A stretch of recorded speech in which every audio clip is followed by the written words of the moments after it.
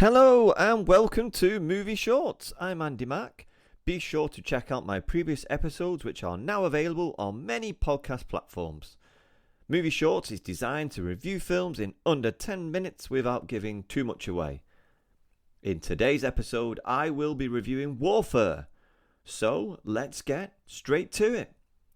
Warfare is an action/drama/war film based on a true story from a Navy SEAL mission in Iraq in 2006.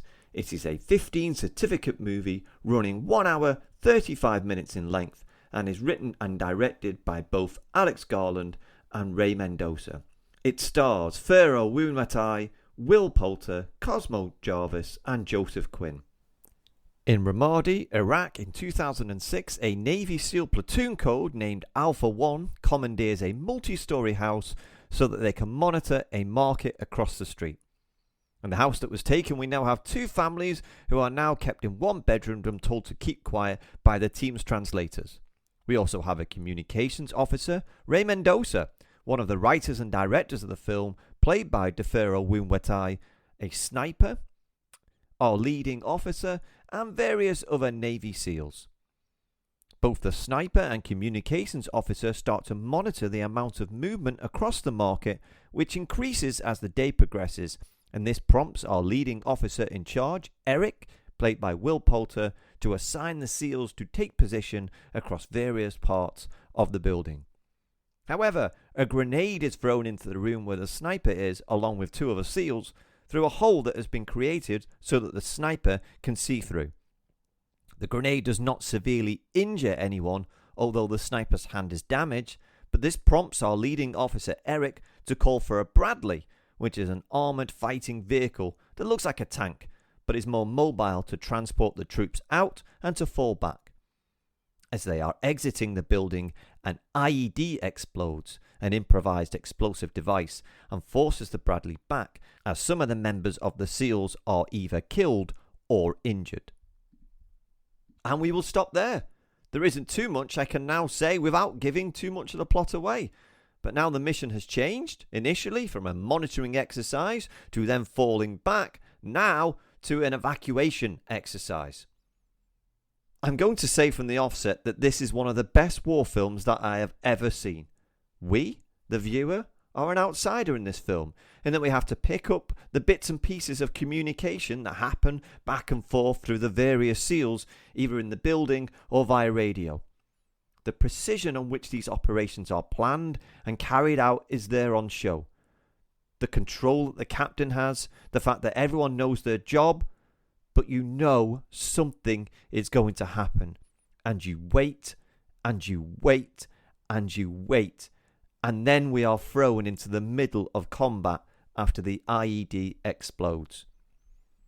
From being an outsider, we are then thrust helplessly into the combat ourselves through the purposely troubling images, confusion, and the use of sound that conjures up emotions that you, as a viewer, puts you in a state of fear and dread that you don't experience in these types of films. For a few moments, once the IED explodes, you are not part of a team anymore that has a plan. You are on your own and you have to think. But the film makes you panic. And now your first goal, above anything else, is to survive. But you are bemused. You do not have a point of focus to regulate and you can't hear. It is terrifying. I know it's not the flashiest category, but Warfare is a lock for the nomination of Best Sound at any future award ceremony. The reality of war really hits home with this film. I cannot imagine what combat or war is like, but I do firmly believe that this film captures the brutal, unpredictable nature of warfare that only a select amount of films have ever done before. When I first watched Saving Private Ryan and sat through the opening 30 minutes of the D-Day landings, we were breathless, terrified and gripped at the same time. Warfare does this to you as well. It's different in the camera shots are never taken from the enemy side, and I will use that term loosely, but all are from the perspective of the SEALs. And the reason I want to use this term enemy loosely is because warfare is not about good and bad or them against us, or taking sides. This film does not explain why the SEALs are there and whip you up so we can root for one side against another.